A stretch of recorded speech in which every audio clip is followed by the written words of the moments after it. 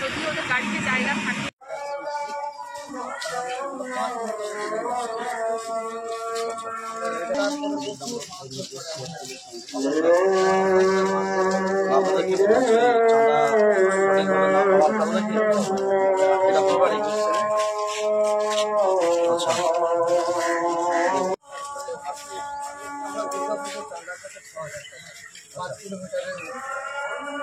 বিভিন্ন টিম, তাই তো?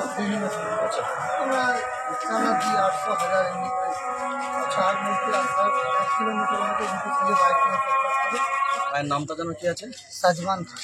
সাজমান খান, মানে যারা ছিলেন তাদের মধ্যে একজন ভাই। আচ্ছা, মাশাআল্লাহ। আর বাকি আরেকজন ভাইয়ের বাড়ি কোথায় বললেন? এই সাইডে। কতটা? চলেন একটু দেখি। আপনার কি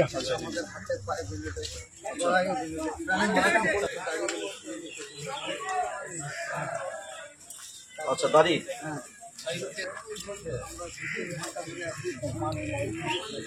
তিনি গরু নিয়ে আসছিলেন,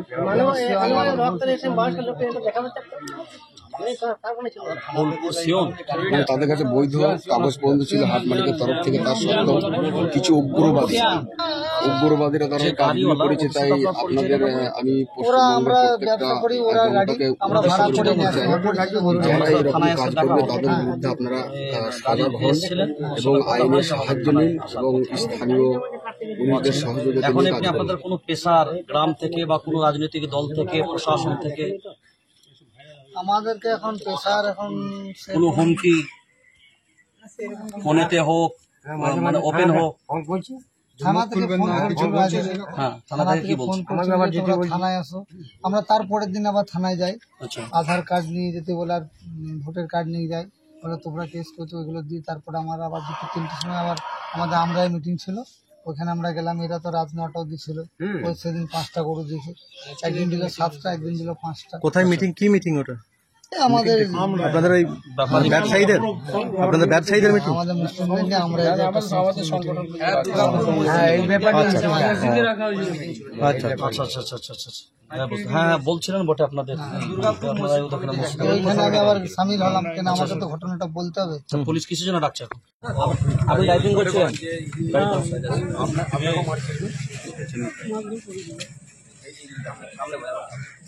আচ্ছা আচ্ছা, এখন শরীরের দিকটা ঠিক আছে তাই তো? গাড়ি কি দিয়েছে না? তাই গাড়ি দিয়ে দিয়েছে। এখন শারীরিকভাবে সব ঠিক আছে? আপনার নামটা? গিয়াসউদ্দিন ভাই, মাশাআল্লাহ। আপনাকে ওই গ্রামেই বাড়ি নাকি? আমার বাড়ি বীরভূম। বীরভূমে বাড়ি? এখানে কোথায় থাকে? আমি বীরভূম থেকে এসেছি গাড়ি। আরেকজন মুরব্বী ছিল তাদের বাড়ি? জি জি, আমার গাড়ি দুজন মুরব্বী ছিলেন আপনাদের গাঁয়ের? আচ্ছা আচ্ছা, এই যে আপনাকে মারধর করেছিল? হ্যাঁ, আপনাকে মারধর তাদের ভঙ্গিমা কি ছিল? কিভাবে করে ওনাকে একটু নিজেকে বলতে আপনি নিজের মতো করে বলুন। ছিল, মানে বলছিল যে তোরা গরু কিনে এনেছিস, আর কি কি কথা বলছিল? বুঝি জয় শ্রীরাম জোরে বলেন কথাটা। তার সাইডে আসুন। আলামারা মানে কাটা হয়েছে না। আছেন কেমন এখন? আমরা দুজন একসাথে দাঁড়ান, দুজন একসাথে দাঁড়ান। এখন এমনি চোটচাট আপনাদের এখন কোন জায়গায় আছে? আমাদের উপর তো মানে বেশি হয়েছে, আর মাথা ফাটাটাই খালি পেঁচার মাথাটা বেরিয়ে গেছিল বলে ফেটে গেছে। আর আমাদের পাবলিকের খালি কিল হচ্ছে, এগুলো ব্যবসায় আপনারা নিজ মুখে শুনছেন যে তাদের উপরে কিভাবে নির্যাতন করা হয়েছে। সালমান ভাই এবং আমার এক চাচা এখানে আছেন, আমরা একটু সৌজন্যমূলক সাক্ষাৎ জন্য এসেছি।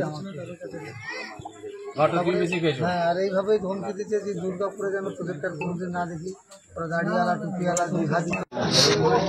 আপনারা জানেন আজকে 2 দিন পূর্বে দুর্গাপুর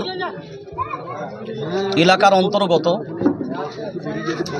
আপনার আমাদের 5 জন সংখ্যালঘু সম্প্রদায়ের মুসলিম ভাই, তার মধ্যে 2 জন একেবারে বৃদ্ধ মানুষ, যারা ব্যবসার ক্ষেত্রে চাষের কিছু গরু নিয়ে আসছিলেন, গরুতে তাদের লিগ্যাল কাগজপত্র সহ হঠাৎ করে রাস্তার মাঝখানে তাদেরকে দাঁড় করিয়ে, আমরা 5 জনের মধ্যে 2 জন ভাইকে দেখতে পাচ্ছি আমার পাশেই দাঁড়িয়ে আছেন, অকাত্য ভাষায় তাদের উপরে গালিগালাজ এবং কি বলবো অমানবিক নির্যাতন যাকে বলে, মানে এত অমানবিক নির্যাতন তাদের উপরে চলেছে যেটা ভাষায় প্রকাশ করা যাবে না। সারা বিশ্ব কিন্তু সোশ্যাল মিডিয়ায় ভাইরাল ভিডিওগুলো দেখেছে। যে ভাইগুলোকে ওই জঙ্গলে ফেলে মারছে আপনারা দেখেছেন, সেই ভাইদের মধ্যে এই ভাই একজন আছেন, নিশ্চয়ই চেহারাটার সাথে মিলিয়ে নেবেন। আমার ডান দিকে আরেকজন ভাই আছেন। আমরা এই মুহূর্তে তাদের গ্রামেই দাঁড়িয়ে এবং তাদের মহল্লায় তাদের বাড়ির সামনে দাঁড়িয়ে এই কথাগুলো বক্তব্যগুলো রাখছি। আমরা তাদের সাথে কথা বলে যেটুকু বুঝতে পারলাম যে সংখ্যালঘু সম্প্রদায়ের 5 জন মানুষ রাস্তায় পড়ে মার খাচ্ছে 3 ঘন্টা, অথচ 1.5 কিলোমিটার দূরে পুলিশ থানা, পুলিশ স্টেশন। যে বাংলার নিরাপত্তা এত সক্রিয় মজবুত থাকার পরেও সংখ্যালঘু সম্প্রদায় 3 ঘন্টা পড়ে পড়ে মার খাচ্ছে 5 জন মানুষ। আমরা অবাক যে আমরা এমন অমানবিক রাজ্যে বসবাস করছি নাকি? এই মানবিক রাজ্যটা অমানবিক হলো কোত্থেকে? যে রাস্তার মাঝখানে আপামর জনতা বহু মানুষ যাতায়াত করেছে, একজন মানুষের মায়া আপনার মনে মায়া হয়নি, দয়া হয়নি? কেউ দাঁড়িয়ে কি প্রতিবাদ করেনি? নাকি মানুষ ভেবে নিয়েছিল এরা মানুষের পর্যায়েই পড়ে না? এই ইন্ধনগুলো আমরা পাচ্ছি এক শ্রেণীর রাজনীতিবিদ যারা ধর্মের রাজনীতি আর বিভাজন করে এই সংখ্যালঘু সম্প্রদায়ের মানুষদের প্রতি একটা বিদ্বেষ, কোপ এবং যে বিদ্বেষগুলো বিভিন্ন জায়গায় ছড়িয়ে বেড়াচ্ছে, আমার মনে হয়েছে তার ইন্ধনের একটা ইন্ধন এটাও। আমরা তো দেখলাম কয়েকদিন আগে এখানে মাটিতে প্রধানমন্ত্রী আসলেন। তো প্রধানমন্ত্রী আসলেন, আমরা জানি বড় মানুষরা আসলে এলাকার মানুষের পরিবর্তন হতো, ভাবনা ভালো ভালো ভাবনা চিন্তা হবে, কিন্তু তার পরপরই এই ঘটনা আমাদেরকে অনেক প্রশ্নের সম্মুখীন দাঁড় করিয়েছে। সেই জন্য এটা আমরা তীব্র ভাষায় পশ্চিমবঙ্গ রাজ্য জামিয়াতুল আইম্মা ওয়াল উলামার পক্ষ থেকে তীব্র ভাষায় নিন্দা জানাচ্ছি। তাই আমরা রাজ্যের পক্ষ থেকে একটা প্রতিনিধি টিম এসছি, জেলা সহ, সেটা আপনারা দেখেছেন। আমরা ডেপুটি কমিশনারকে ডেপুটেশন দিয়েছি, তার সাথে দীর্ঘক্ষণ আলোচনা করেছি আইনি সমস্ত বিষয়ে এবং যারা প্রকৃত অপরাধী এ যাবৎ পর্যন্ত প্রায় আর কয়েকজন বাকি আছে অ্যারেস্ট করেছে, তারা আমাদের কাছে যে তথ্য দিয়েছে। কিন্তু আমরা এখনো পর্যন্ত জানি মূল আসামি যে সে এখনো পর্যন্ত গ্রেফতার হয়নি। জানি না কাদের ইন্ধনে এবং কাদের সহযোগিতায় কাদের হাত তাদের মাথার উপরে আছে এটা জানি না, তবে নিশ্চয়ই কোনো না কোনো কারোর বাড়ির কোণে নিশ্চয়ই ঘুপটি মেরে বসে আছে, কেউ না কেউ তাকে আশ্রয় দিচ্ছে। তবে আমরা আশাবাদী, বাংলার প্রশাসনের প্রতি আমরা আস্থা রাখি যে নিশ্চয়ই দ্রুত মূল আসামিও হয়তো দ্রুত গ্রেফতার হয়ে আপনাদের সামনে আপনারা প্রকাশ পাবে, দেখতেও পাবেন। তো সেই জন্য আমরা থানাতেও ডেপুটেশন দিয়েছি, ডেপুটি কমিশনারকেও দিয়েছি এবং গ্রামের মানুষের সাথে, মসজিদের মুসল্লিদের সাথে, সকলের সাথে এবং নির্যাতিত ভাইদের সাথে আমরা কথা বলেছি। কথা বলে আমরা এতটুকুন বলতে পারি, আমরা জামিয়াতুল আইম্মা ওয়াল উলামার পক্ষ থেকে আমরা তাদের পাশে আছি।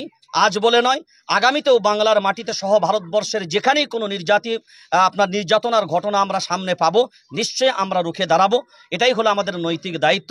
সেই জন্য আমরা এখান থেকে এই কি গ্রামটার নাম জেমুয়া গ্রাম, এখান থেকে আমরা পশ্চিমবঙ্গ রাজ্য জামিয়াতুল আইম্মা ওয়াল উলামার পক্ষ থেকে দাবি জানাচ্ছি, এখনো পর্যন্ত যারা অ্যারেস্ট হয়নি অবিলম্বে গ্রেফতার করতে হবে এবং পশ্চিম বাংলার মাটিতে পুলিশ